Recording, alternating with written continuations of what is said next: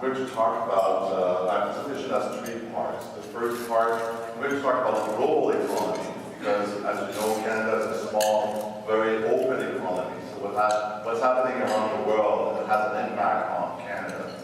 I'm going to talk about the Canadian economy, and finally I'm going to talk about the Saskatchewan economy and all. So what should we expect this year and in the coming years? So the global economy, before I talk about what we should expect this year, I think it's interesting to understand where we are coming from. So the graph here is going to show the economic growth for the last 5 years in different parts of the world. And you will see that the growth has been quite different. The first is Europe. And Europe is still in recession today, and they had a very difficult time since the recession. Actually, the GDP today, the economic production in Europe is actually lower today than in 2007. Things have been very difficult in Europe. Same situation in Japan, where the economy has not grown basically since 2007. Situation in the US has been a little bit better, especially lately. And I'm going to come back to the US in my presentation. But still, after the recession, the economic growth in the US has been very slow. Canada did better. Canada has been doing better than other developed economies. But nevertheless, the growth has been quite modest. And finally, this is the emerging countries. What is surprising is, despite the fact that developed economies had a very tough time since 2007, emerging countries have continued to grow. And we're going to talk about this a bit later. But this is basically the situation for the last 5 years. Let's talk about this year. In 2013, Europe is going to be still in recession. The main reason is important countries like Spain, Italy, and France are in recession this year. So their economy is going to contract. And they are going to keep a very high level of unemployment. We're talking about 25% of unemployment in Spain, for example.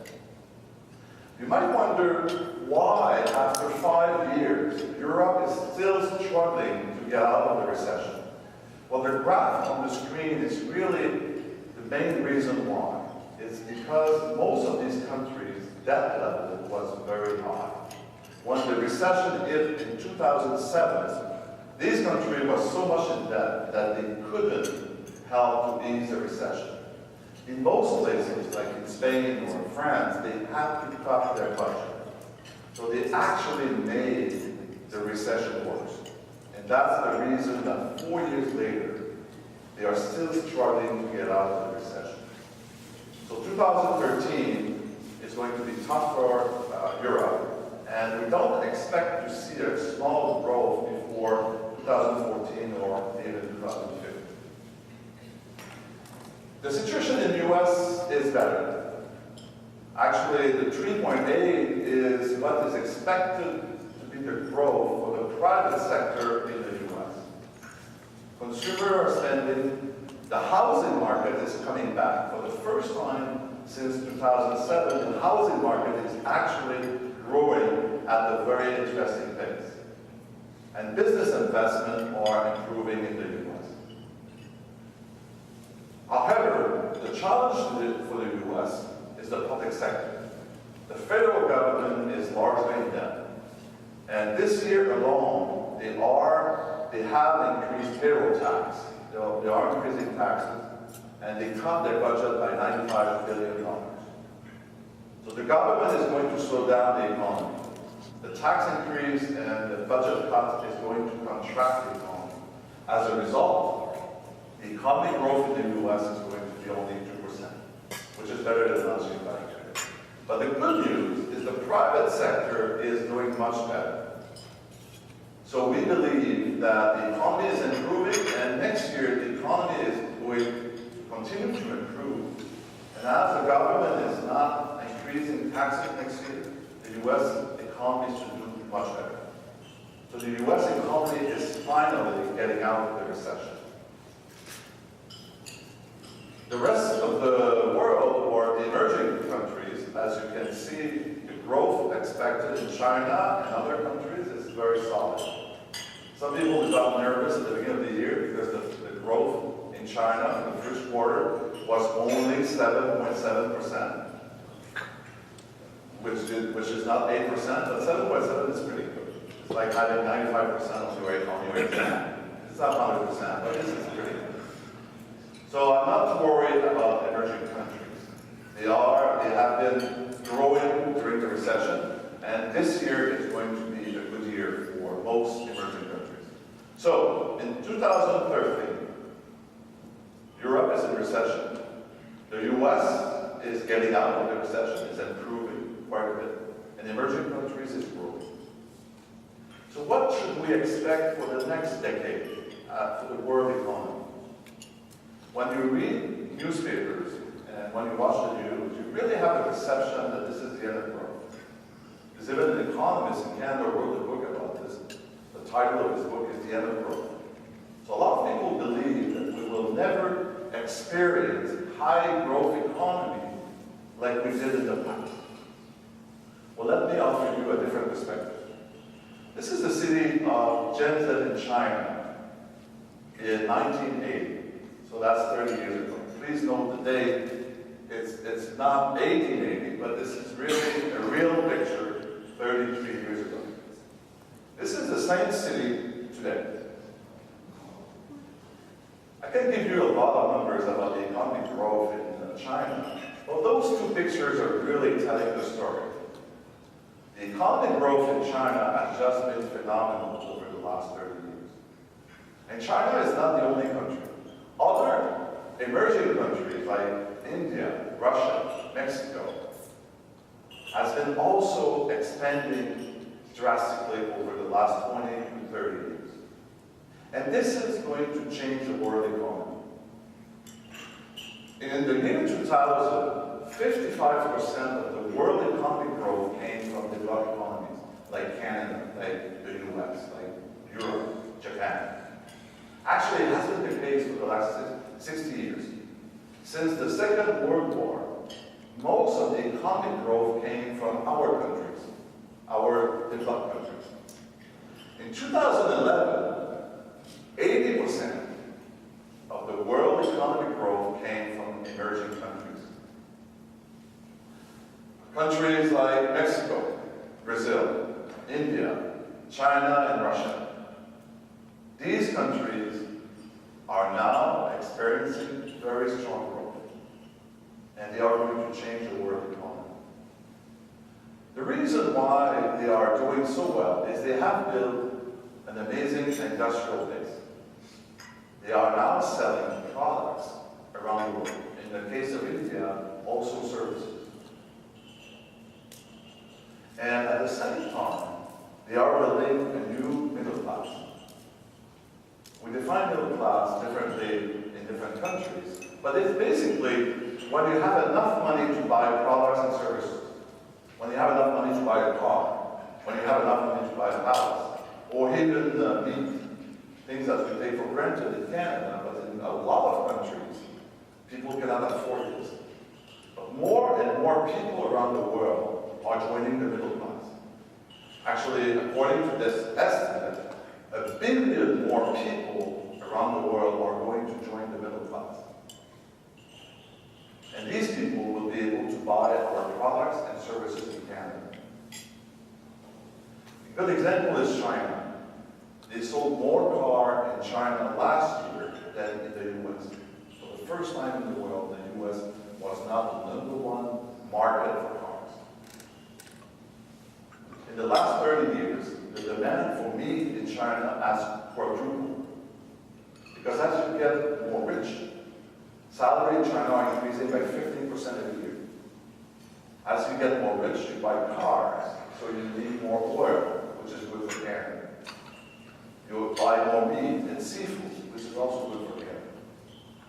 But the point is, the world is changing.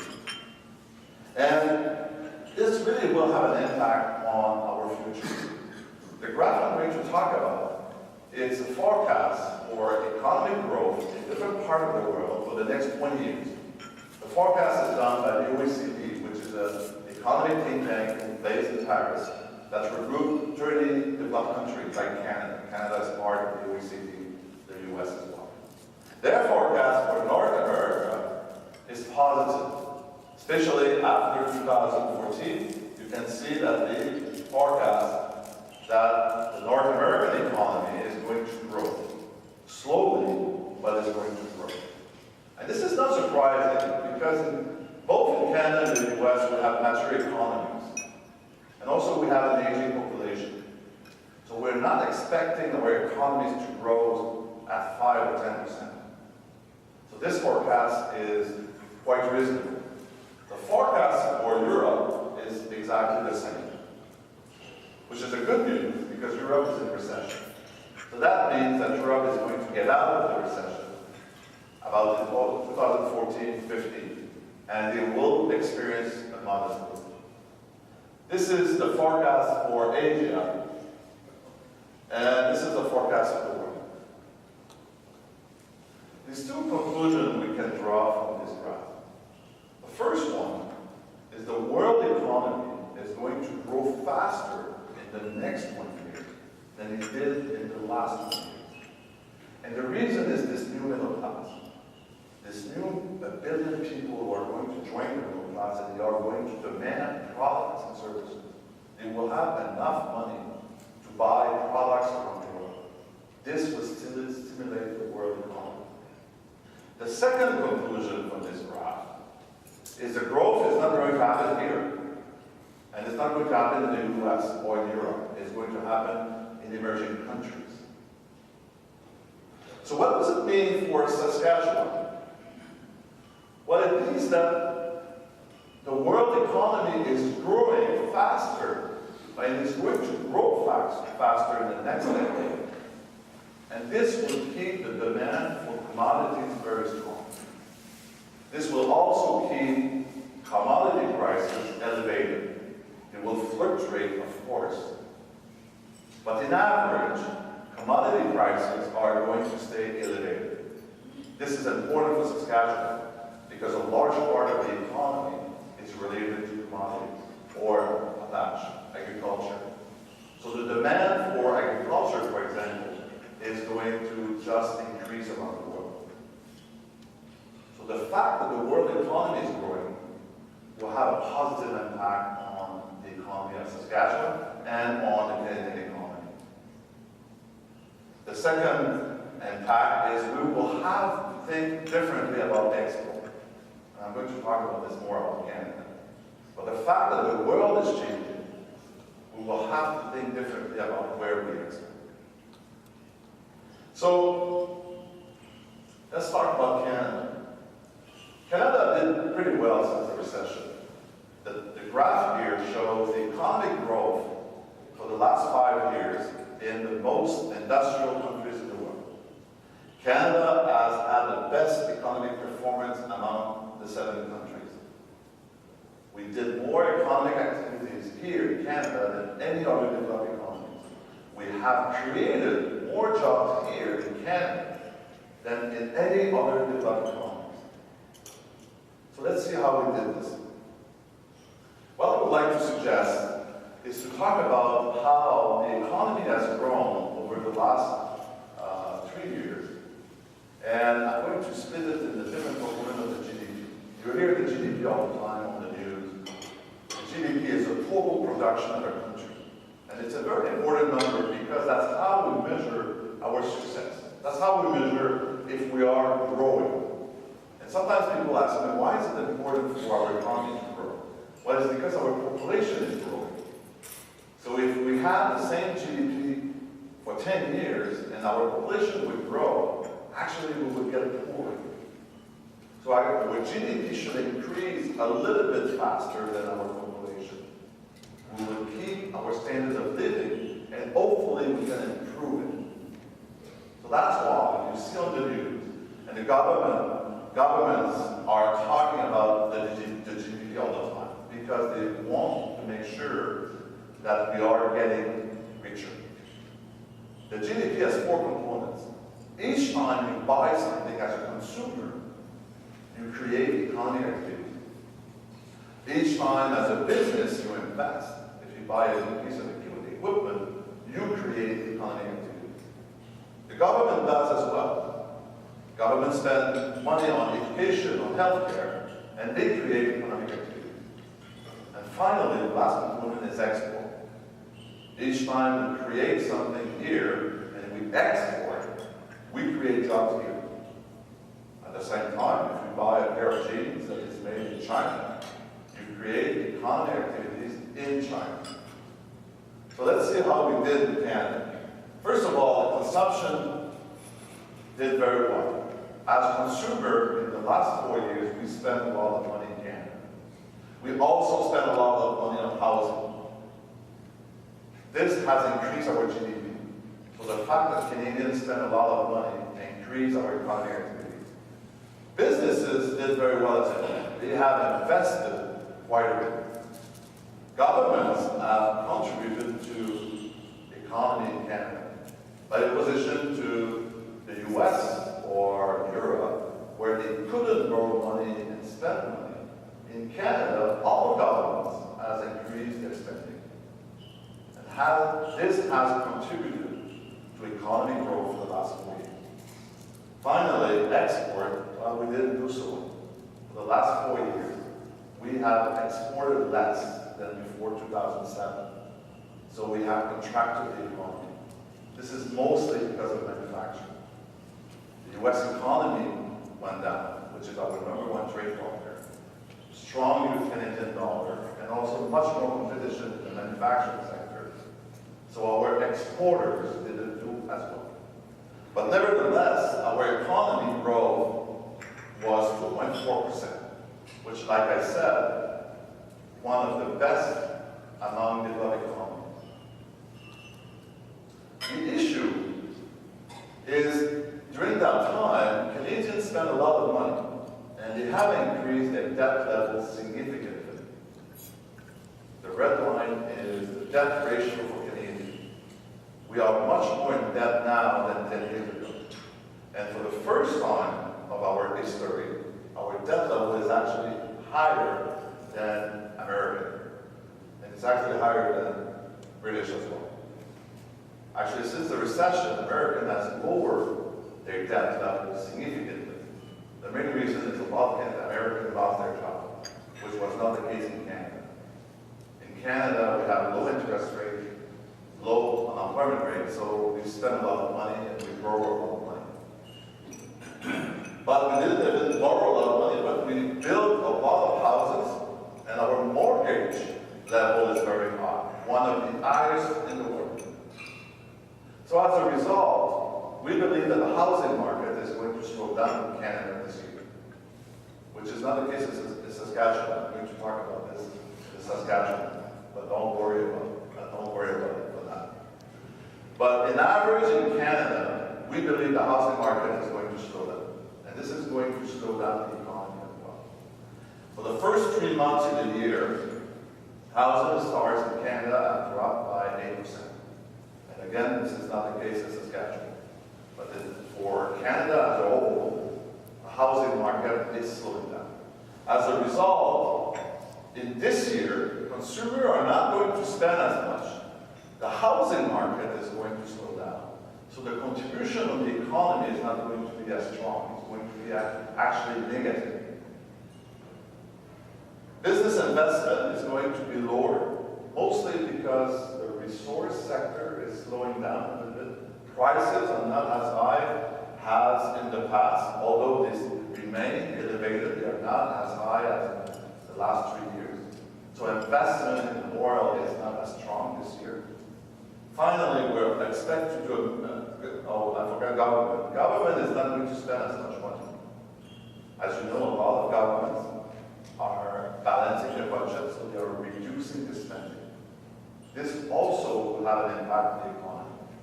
And finally, exports are expected to do a little bit better because the American economy is improving.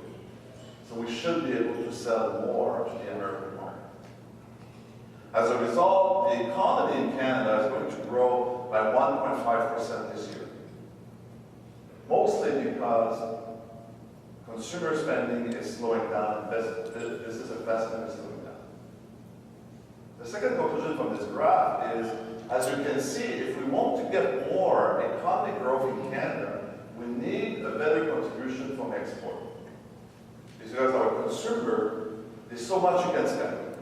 There's so much in debt you can be. So with our debt level, the contribution in the next 5 years is not going to come from consumer. So we will have to export more if we want to go back to an economic growth of 2 or 2.4%. And the challenge for Canada is 85% of what we export, we do it to developed economies. Economies that are growing slowly. Only 8% of what we export, we do it to emerging economies. So we will have to rethink the way we export. And it's possible to export to these economies because other countries are doing it. Germany, for example, 30% of their export is sent to emerging countries. So before I talk about the Saskatchewan economy, I have 2 slides. One on the Canadian dollar. The Canadian dollar, we believe, is going to ease this year. We had to have a strong dollar for the last 5 years. There's 3 reasons why we believe the dollar is going to slow down. The first reason is the U.S. economy is going to grow faster than the Canadian economy this year. So the U.S. dollar is going to get stronger. So relatively, the Canadian dollar is going to ease a little bit. Commodity prices are still high, but they are not as strong as in the last few years. So this will also ease the pressure on the Canadian dollar. And finally, one of the reasons why the Canadian dollar was so strong is we attracted a lot of international investment. Canada became a safe haven because we had a very solid and stable economy. And because nobody wanted to invest in Europe anymore. But as the American economy is improving, international investors are going to invest more and more in the US. So this will have an impact on the Canadian dollar. So we see the Canadian dollar more around 92, 95 cents than at par. Certainly not at 1.05 like we saw about 12 months ago. I don't believe the dollar will go down to 80 cents because our economic fundamentals in Canada are too solid. But we should see the Canadian dollar to ease and to slow down. As for the interest rate, they should remain at the same level. There's no reason for the Bank of Canada to increase interest rate when the Canadian economy is slowing down. So the growth of 1.5% this year is a good indication that there's no pressure to increase the interest rate. So they should stay about at the same level for another 12 months. So let's talk about the Saskatchewan economy. I love to be in Saskatchewan for 2 reasons. First, as an economist, the news are so good. I can tell you when I go to other part of the country and the unemployment rate is 14%, as an economist it's not as fun because you have to tell people, well, you know, the economy is going down, the unemployment is going up. The story here is much more positive. The second reason is because my grandfather came here 100 years ago. This is actually a picture of my grandfather on a farm in Saskatchewan 100 years ago. So obviously, things have changed drastically in Saskatchewan since that time, but it's always fun for me to come back here. Before we talk about what we expect to see this year, let's talk about what happened in the last 5 years. The employment in Saskatchewan increased by 6%, which is the second highest level in Canada. Canada as a whole increased by 3.8%. So not only is more people working in Saskatchewan now, but people are making more money. The average weekly earnings has increased by 22%, which is higher than the Canadian average. As a result, people have more jobs, they have more money in their pocket, retail sales has increased by 31%, which is the highest level in Canada over the last 5 years. Manufacturing sales are up, but one of the most important indicators is international goods export has increased by 62% over the last 5 years in Saskatchewan, which is the #1 in the country. And this is important because the best way to create economic activities is to export. When you build something here and you export it outside the country, you bring wealth to Saskatchewan. So this is a very important factor. This is one of the challenges for Canada. We don't export enough. But in Saskatchewan, obviously, it's not an issue. So for the last 5 years, things have been doing very well. In 2012, Saskatchewan experienced the second best economic growth of the country, just after Alberta, about at the same level in Manitoba. So let's look what we expect to happen this year. Like I said, in Canada, we expect the retail sector and the housing sector to slow down. Well, the story is different in Saskatchewan. The retail sales has been very good over the last 5 years. As you can see, they have increased over the last 5 years. This year, we believe they are going to continue to increase for a few reasons. The first one is the population in Saskatchewan is increasing. Last year alone, 22,000 people came to live in Saskatchewan.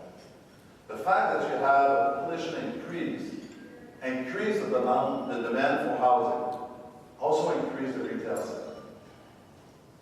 So that's an important reason why the retail sales is not going to slow down in this province this year. Another reason is not only people in Saskatchewan, there's more people in Saskatchewan, there's more workers, but at the same time, people are making more money. The red line is the average earnings in Canada, and the bars are Saskatchewan. So first you can see that Saskatchewan earnings are increasing more rapidly, and actually in 2012 they were higher than the Canadian average. So people have more money in their pocket. That means they are going to spend more in the economy. That's another reason why we believe that consumers are going to maintain their spending. Housing has been amazing in the last 3 years. As you can see, this is the housing starts in Saskatchewan for the last 3 years. So there's no reason to believe with more population, more money in their pocket, that this is going to stop. So by opposition to the rest of the country, Saskatchewan is going to continue to have a strong housing sector. Second component of the GDP is business investment. The graph is showing the result of the Statistic Canada survey on business investment. Every year, the government, Statistic Canada, is sending a survey to businesses and asking them, are you going to invest more this year or less? And the result for Saskatchewan are showing that this year, investment are going to be slowing down.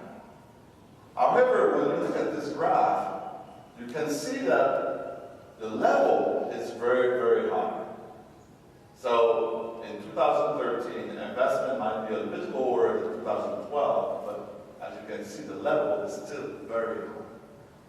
So although business investment in Saskatchewan are going to be slightly lower than last year, they are going to be very elevated.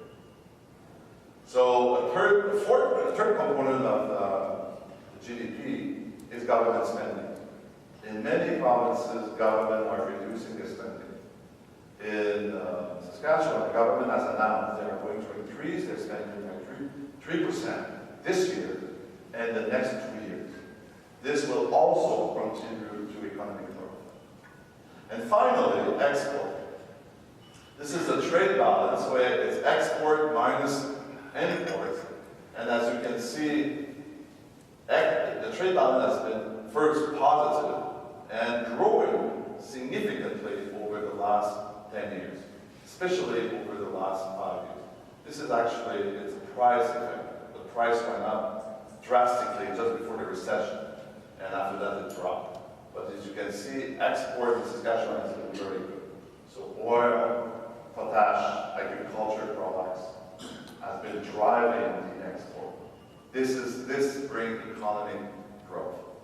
So I have a question for you. If Canada is going to grow by 1.5% with the slower demand consumption, slower business investment, how much Saskatchewan is going to grow if consumers are spending, business are investing, government is spending, and export are growing? Are they going to grow more than 1.5? Yes.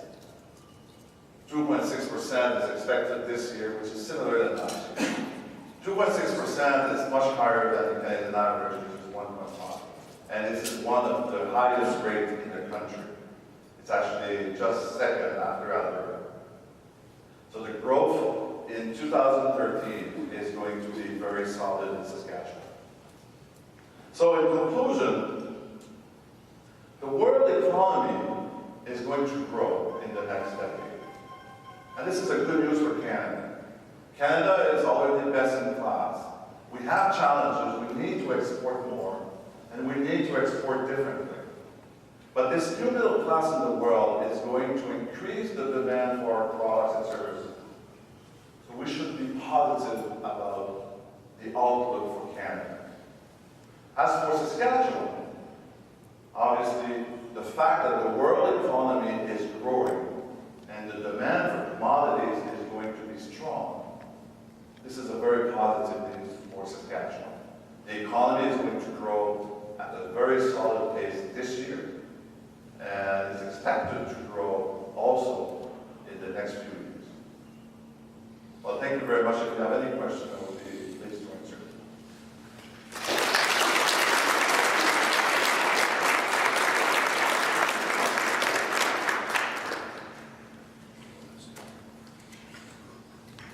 We have a few questions. None of them concern the Toronto beliefs, though. This is an interesting one. Where will China's labor pool come from, given they have the one-child rule? It's a good question. First of all, they have dropped the one-child program or law. That's the first thing. Also, although they have a new middle class that are making more money, the middle class in China, nobody can agree if it's 20% or 30%, but nevertheless, let's say it's 30%. They still have a lot of people that are not making a lot of money. So the pool of labor is still very, very strong.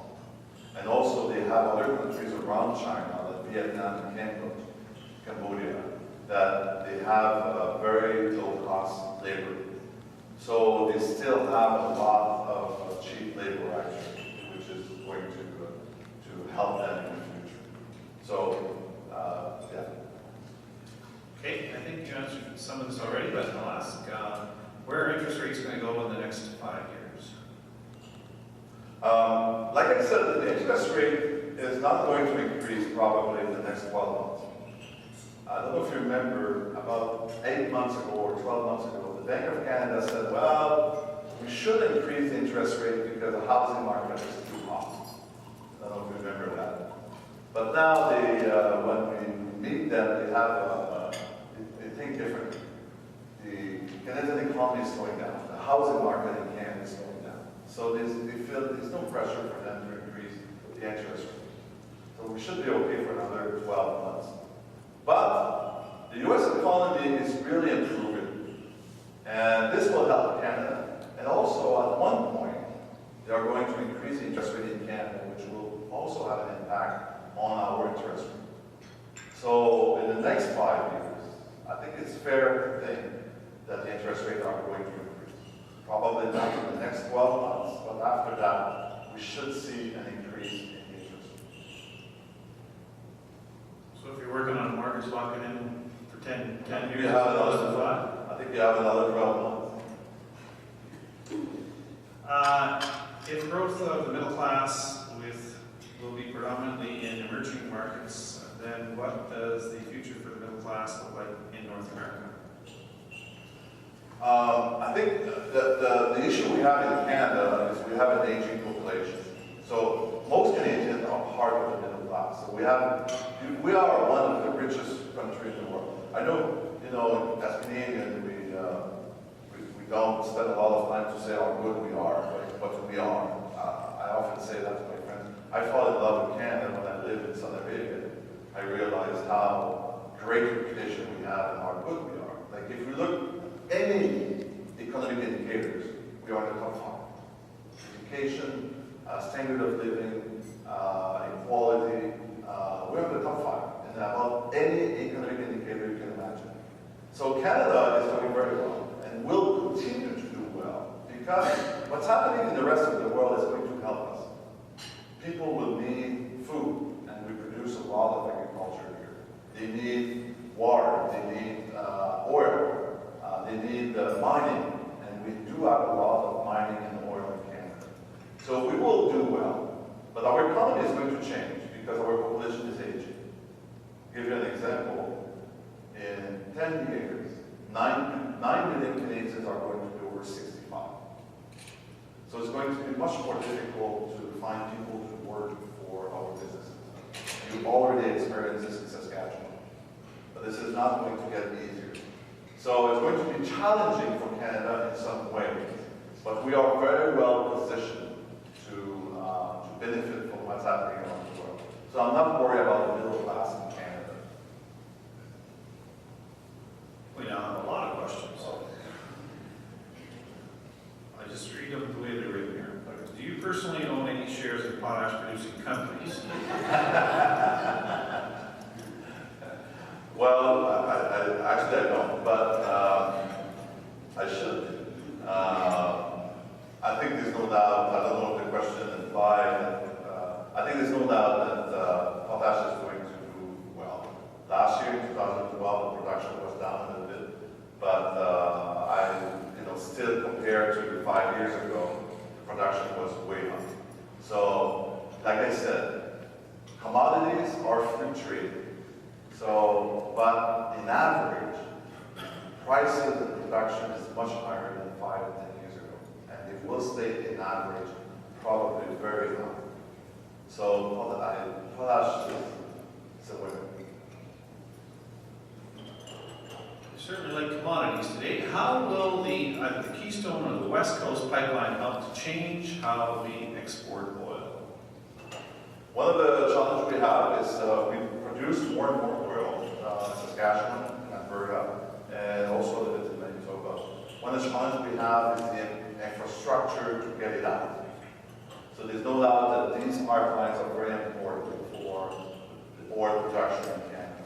And I'm confident that governments will find a way to make it successful. But right now, the lack of infrastructure is actually having a negative impact on our price. So we need to get this done.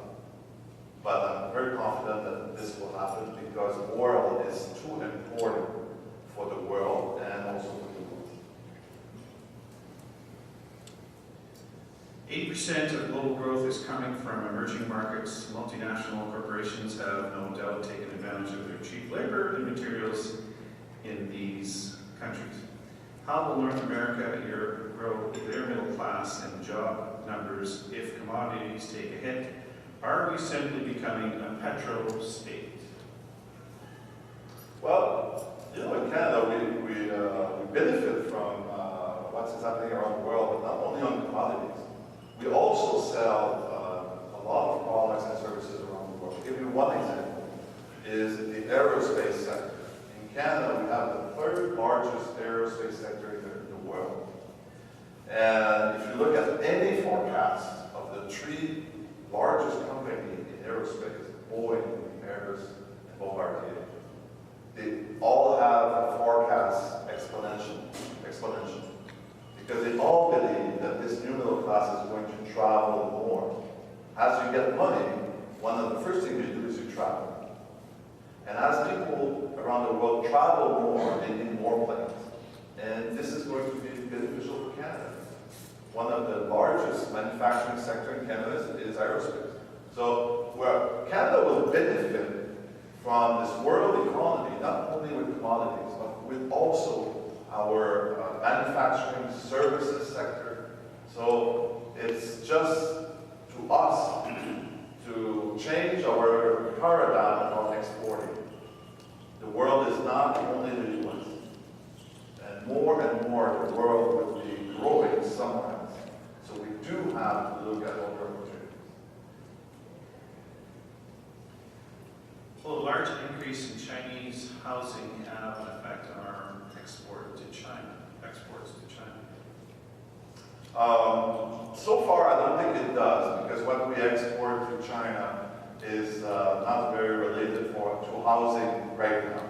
But I believe that as people get more money, that they get higher standard of living, the demand for some of our products will increase. For example, we have clients, a lot of clients, they make wood flooring. They sell them around the world. It's just a question of time that they will sell it to China. Right now, the product is too expensive for China. But as more people are getting in the middle class and they have more money, people will have a high demand for high quality products. And I'm sure that some of our companies will benefit from that. Okay, I've got this question, I'm just going to paraphrase it. A lot of the growth that's occurred in Saskatchewan has come from immigration. The government in Canada has changed some of the immigration rules. Do you think that's going to have a negative impact on Saskatchewan? Well, I'm not very a good guy to comment on this because I work for the federal government. But at the same time, I saw in the newspaper this morning that you are getting 30% of the new, which is quite important. But I'm not going to make more comment because my BDC is part of the large federal government. So. Fair enough. I'll just say I'm concerned as the Chamber of Commerce. Okay. With Saskatchewan benefiting from so much export, will the export routes seize the opportunity by increasing the prices? For example, Ontario, BC, United States, and the rest of the sort of crossings or ports. I'm sorry, Will the ports or entry-exit points from the country be charging more money to capitalize on Saskatchewan's burgeoning export markets? Yeah, I don't think so. I think this are national policies, and I don't think that will change. Unfortunately, governments always need more money, so they could do it. But I don't think I haven't heard anything that will change in the near future. Anyway. With that, here, thank you very much.